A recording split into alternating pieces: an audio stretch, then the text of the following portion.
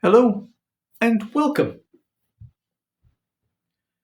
As an addition to the video I made yesterday, um, where I commented on the Buga Sphere, I'd like to continue with some thoughts that I've had or have had. And how this all sort of fits together. And so you go online, you start doing a bit of research, and you can see here to the side of me, there are no shortage of videos. You could just go on and on. This is just YouTube. You go on the internet generally, and it's even more. A lot of the videos trying to debunk the disc, and a lot of videos trying to illustrate its veracity. Where does that leave somebody like me? Somebody who's had odd experiences and is trying to make his own sense of everything. I'm an older man, I've got a bit of life experience, and it tempers your opinion on things. I said yesterday that for me the object, the globe, the Buga Sphere, I thought was a real object, not a hoax. And today, I feel the same way. Do I know that it's real? Nope. Nope, I do not. Would I like it to be real in the sense that it's being presented to us? The footage, the scientific investigation which was being carried out by Jaime Maussan and some varied scientists? Yeah, I would.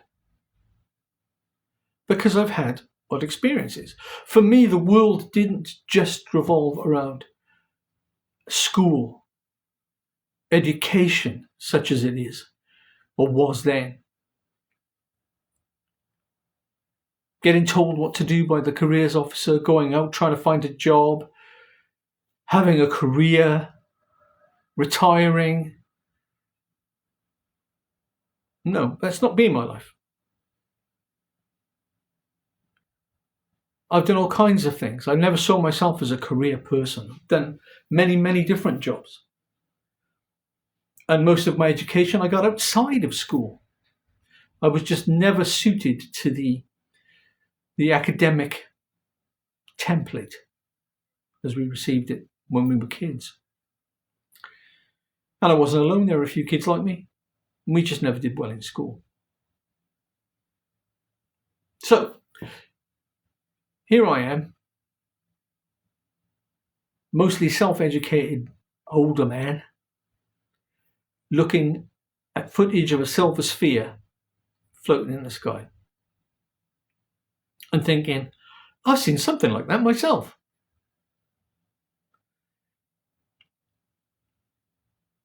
Is this a chance for me to get some closure? Will we find anything out? As I said, I think yesterday, the more you delve into the subject of UAP, UFOs, cryptids, paranormal, all you're left with is more questions. For some reason, what's behind the veil isn't attuned to our sensibilities, to the way we think. We have so much in front of us. And even if you believe what people who were within the legacy UFO program, on the official side, people who were sent out to recover these vehicles, have said, and then people who were said to have investigated these vehicles seem to have said, again, all third hand, but this is what we're left with. There's so much of what is right in front of us we just do not understand. And then Colonel Philip J. Corso, who wrote the book Day After Roswell, which has its own questions in terms of why it was written and the person he wrote it with, was it rushed out? Was he being entirely truthful? Were there fanciful elements introduced during the writing? He said that there were certain technologies we could get a grasp of, One of them being fiber optics, which we see reflected in the Buga Sphere. Apparently there are little holes all over the place. Within the holes there are fiber optics, bundles of fiber optics. And Jaime Maussan speculates that they can see in all kinds of spectrum light. And so most recently it was dated to 12,500 years ago, using techniques that we use generally to date things. Nothing, as far as I know, novel about the process. It's just a process that's tried and tested, and there you have it. So 12,500 years old, and yet when you look at the sphere with the seam or pressed in band around the edge of it, and the equidistant holes within that band that go around its equator, it looks quite modern. As I stated yesterday in the video, a person has provided an illustration of a rocket fuel repository tank that holds fuel before it gets fed into the rocket, and that's round. We've seen these things. It's part of rocket engine design.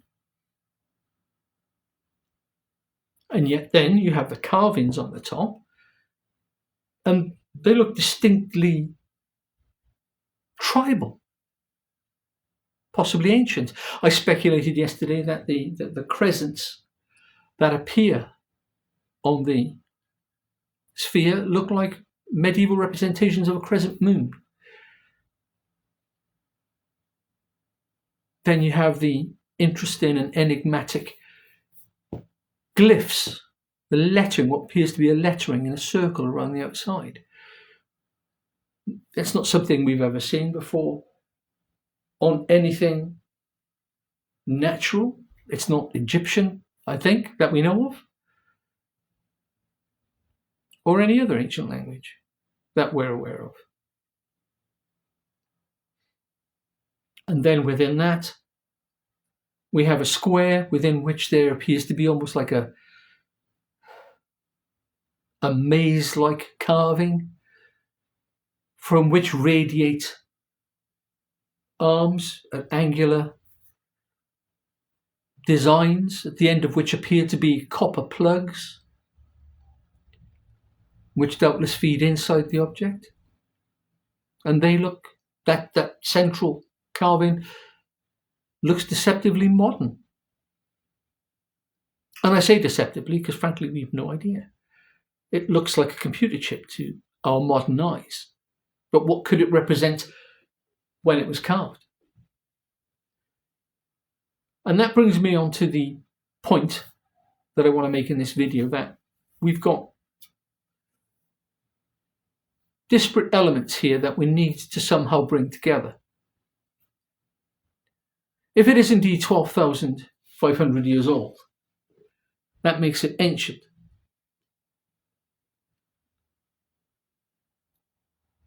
But how, at 12,500 years old, did a civilization manufacture the disc?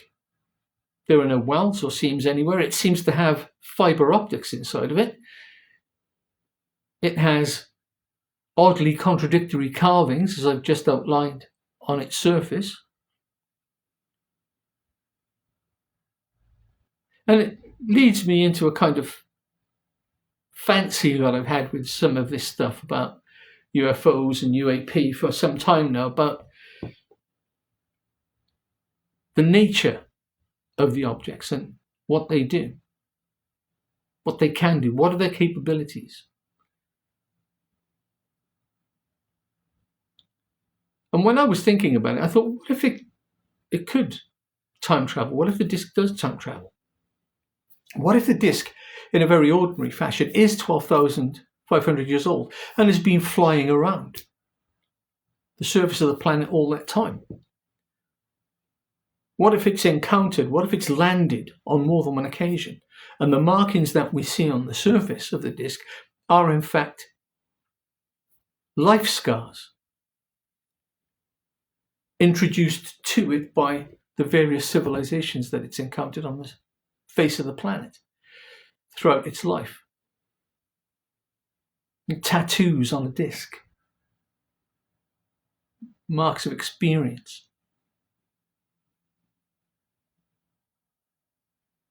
Or, as I said, does it time travel? Can it somehow zip from one area to the next in terms of time? And are its carvings the same? Or was it built entirely and carved 12,500 years ago by an antediluvian race? If so,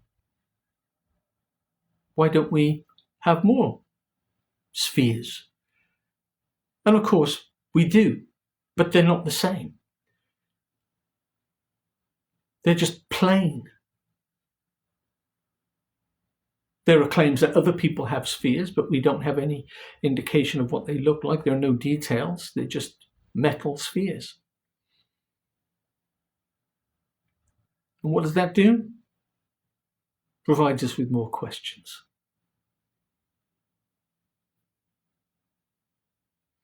I have a saying that I live by: no problems, only solutions. But the UFO UAP subject and my own experiences have showed me that's actually not the case. There are plenty of problems with no current solutions, no answers.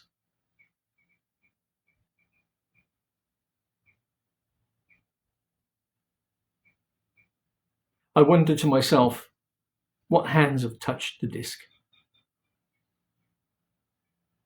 What things has it seen? And if indeed it does have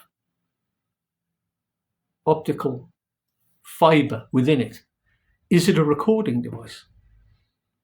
Does it have the stored knowledge of everything that it's seen inside? In which case, at 12,500 years old, wow, the things that that object could tell us.